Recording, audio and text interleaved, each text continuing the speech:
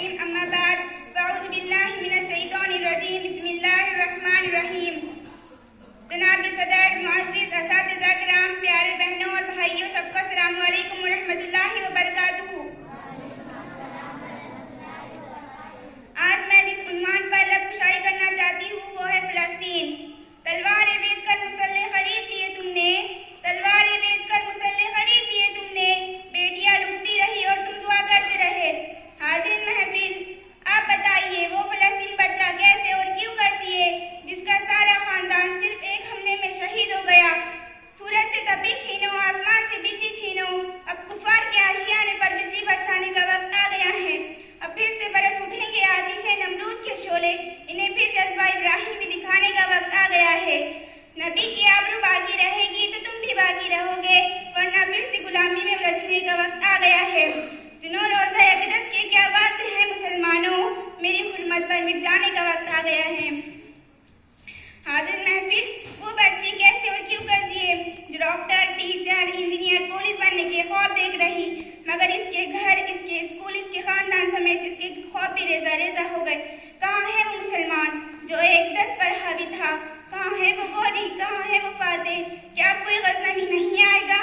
بیت المقدس کی دیوار پکار رہی ہے، دیکھو کیا مجھے بچانے کوئی ایوبی نہیں آئے گا؟ آواز آتی ہے، اسلام امن کا درس دیتا ہے، اب پکارے کوئی صلاح الدین ایوبی کو کہ اٹھ کے دیکھ حال اپنی مسجد اقصیٰ کا، اٹھ ایوبی، اسلام کی بیٹیاں پکار رہی ہیں۔ جناب صدر، کہاں سے لاؤ وہ لوگ جو فلسطینی بچوں پر کیے جانے والے ظلم و ستم، بربریت اور انسانی حقوق کی پامالی بیان کرے؟ دل خون کے آنسو رو رہی دیکھ کر کہ ماؤں کے ہاتھوں میں بچوں کے ٹکڑے ہیں، بچوں کے سامنے ماں کو دفنایا جا رہا ہے، اور کتنے ہی بچوں کے سر سے باپ کا سایہ اٹھ گیا ہے۔ وہ آشیانے جو بڑے ارمانوں سے بنائے تھے آج آنکھوں کے سامنے بکھرے پڑے ہیں۔ لیکن ان فلسطینی نوجوانوں کا صبر تو دیکھیے، دل خراش ماحول میں بھی صبر کا شکرانہ ادا کر رہے ہیں۔ انبیاء کی سرزمین ہے فلسطین، جہاں پر حضرت سلیمان نے پوری دنیا پر حکومت کی، جہاں پر مسلمانوں کا قبلہ اول مسجد اقصیٰ موجود ہے۔ اسے ظالم نشانہ بنائے بیٹھے ہیں۔ کس کس ظلموں کو بیان کروں جو فلسطینی بچوں پر ڈھائے جا رہے ہیں؟ مسلمان اور یہودیت کے نام پر، دین اور مذہب کے نام پر، اور ہم سبھی ایک بے بسی کی تصویر بنے بیٹھے ہیں اور کسی صلاح الدین ایوبی کے منتظر ہے۔